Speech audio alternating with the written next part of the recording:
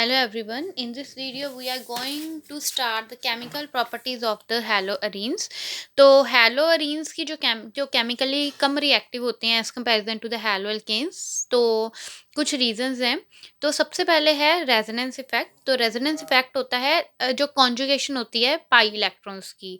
तो अभी मेरे पास दिस इज द क्लोरोबेंजीन. इसका स्ट्रक्चर ऐसा भी हो सकता है, दूसरा पॉसिबल स्ट्रक्चर ऐसा भी हो सकता है. तो नाउ ये इलेक्ट्रॉन ऐसे और फर्दर जो जो ये इलेक्ट्रॉन है आगे ऐसे माइग्रेट होगा. तो अभी यहाँ पे क्या आ जाएगा, डबल बॉन्ड. तो अभी इलेक्ट्रॉन यहाँ पे क्या आएगा, पॉजिटिव, बिकॉज इसने यहाँ पे इन इलेक्ट्रॉन से बॉन्ड बना लिया. और फर्दर ये डोनेट कर रहा है तो यहाँ पे charge, now negative charge will migrate toward this and further ऐसे. तो यहाँ पे तो डबल बॉन्ड पॉजिटिव एंड ये इसको तो हमने कुछ किया ही नहीं. अभी यहाँ पे इलेक्ट्रॉन्स ऐसे एंड अभी ये ऐसे माइग्रेट करेगा, फर्दर ऐसे माइग्रेट करेगा. तो ये एरोज बहुत मायने रखते हैं. अगर आपका एरो गलत होगा तो आपका स्ट्रक्चर सारा गलत कंसीडर हो जाएगा. फर्दर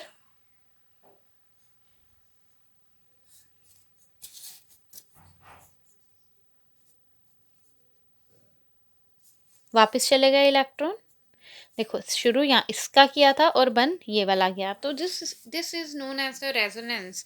तो अभी इसका रेजोनेंस हाइब्रिड हम कैसे बना सकते हैं कि this is of chlorine and इसके बीच में नेगेटिव चार्ज माइग्रेट कर रहा था. तो अब इस डीलोकलाइजेशन, इसको कहते हैं डीलोकलाइजेशन, की इलेक्ट्रॉन्स हैं वो घूम रहे हैं रिंग में. तो इस डीलोकलाइजेशन के कारण जो CCl बॉन्ड है उसमें पार्शियल डबल बॉन्ड करैक्टर आ जाता है. अभी आपको पता है कि जो single bond is weaker than double bond and double bond is weaker than triple bond. तो अभी जिसमें पार्शियल डबल बॉन्ड करैक्टर आ गया, इसका मतलब वो क्या है, स्ट्रॉन्ग है as comparison to the pure single bond. तो इसकी वजह से इस बॉन्ड को ब्रेकआउट करना जो है वो डिफ़िकल्ट है. तो इसके लिए इसके कारण ही जो केमिकल जो रिएक्टिविटी है, केमिकल रिएक्टिविटी है हैलोरीन्स की, वो हैलोअल्केन्स से कम है. क्योंकि जो हैलोअल्केन्स है उसमें क्या है, आपके पास प्योर सिंगल बॉन्ड, और इसमें क्या है आपके पास पार्शियल जो partial double bond is stronger than single bond. इसके कारण ही जो उसकी जो रिएक्टिविटी है कम होती है हैलोरीन्स की एज कंपैरिजन टू द हैलोअल्केन्स. तो फर्स्ट वेक्टर आ गया मेरे पास रेजोनेंस.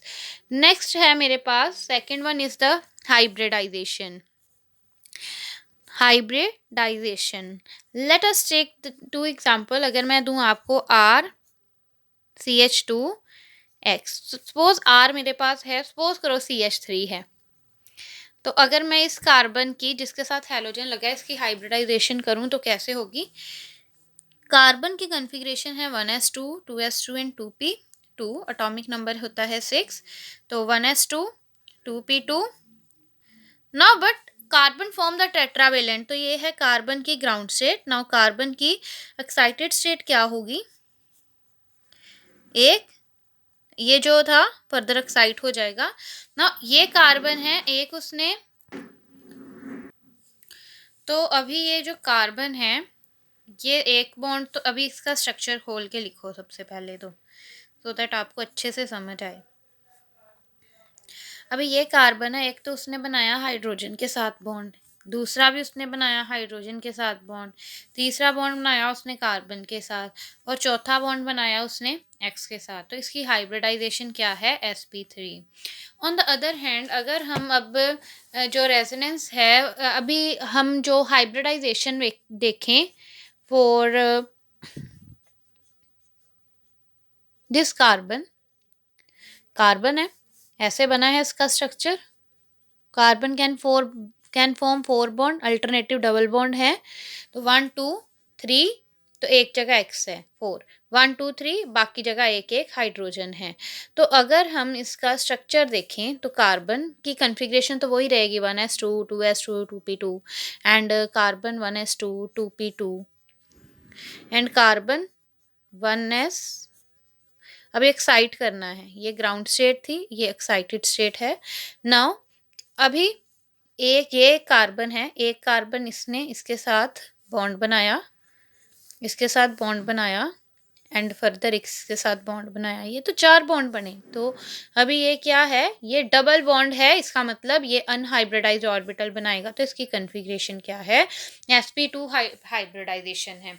तो अभी जो है इन हैलोरिन्स जो कार्बन एटम होते हैं सी एक्स बॉन्ड के, उसकी हाइब्रिडाइजेशन क्या है, इस कार्बन की हाइब्रिडाइजेशन है sp2, लेकिन हैलोअल्केन्स की हाइब्रिडाइजेशन क्या थी, sp3। तो जिस हैलोरिन्स के केस में ज़्यादा करेक्टर किसका है, एस करेक्टर है। तो दस इट इज ये जो क्या जितना ज़्यादा एस करेक्टर होगा, मतलब जो जितना sp3 में सबसे कम होगा बिकॉज p3 है, तो जितना ज़्यादा एस करैक्टर होगा उतनी ज़्यादा इलेक्ट्रोनेगेटिविटी होगी।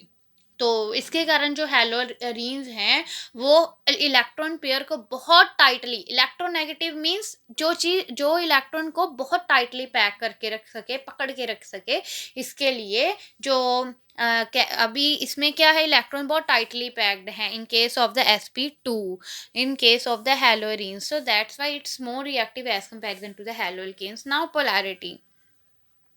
polarity of the CX bond. अभी मैंने आपको बताया कि जो आपके पास हैलोअरीन का जो CX बॉन्ड है उसमें जो इलेक्ट्रोनेगेटिविटी है वो ज़्यादा है एज कंपैरिजन टू द हैलोअल्केन, जिसकी हाइब्रिडाइजेशन थी, इसकी थी sp2, इसकी थी sp3। तो इसके केस में sp3 हाइब्रिडाइजेशन है और इसमें sp2 है। जितनी ज़्यादा एस करेक्टर होगा उतनी ज़्यादा क्या होगी आपके पास, इलेक्ट्रोनेगेटिविटी। जितना ज़्यादा एस करेक्टर उतना ज़्यादा, क्योंकि इसमें क्या था, इसमें पी 2 है, एस 1 है, तो इसमें जो एस करेक्टर ज़्यादा होगा, लेकिन ये p3 है। तो अगर मैं 100% को डिवाइड करना चाहूँ तो आप क्या क्या कहोगे, आप कहोगे 25% एस करेक्टर और बाकी जो p3 है उसमें 75% S character. In this way आप इसमें भी डिवाइड कर सकते हो कि 100% में से कितना कितना आपके पास एस करेक्टर होगा। तो अभी जो है हम बात कर रहे हैं पोलैरिटी की, तो देयरफॉर जो sp2 अभी इलेक्ट्रोनेगेटिव ज़्यादा है, इसका मतलब क्या है, ये अगर इलेक्ट्रोनेगेटिव ज़्यादा है तो इसमें जो इलेक्ट्रॉन रिलीज करने की टेंडेंसी जो है वो क्या होगी, कम होगी, बिकॉज इलेक्ट्रोनेगेटिविटी बहुत ज़्यादा है इसमें।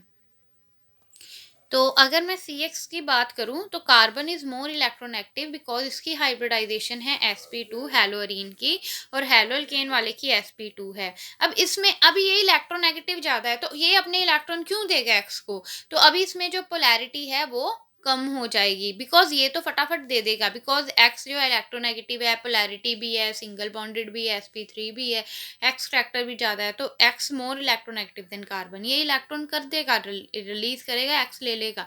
तो इसमें जो है हमारे पास जो है पोलैरिटी ज़्यादा होगी, लेकिन इसमें कार्बन जो है इलेक्ट्रोनेगेटिव है वो अपने इलेक्ट्रॉन देने को ही नहीं तैयार due to the sp2 hybridise.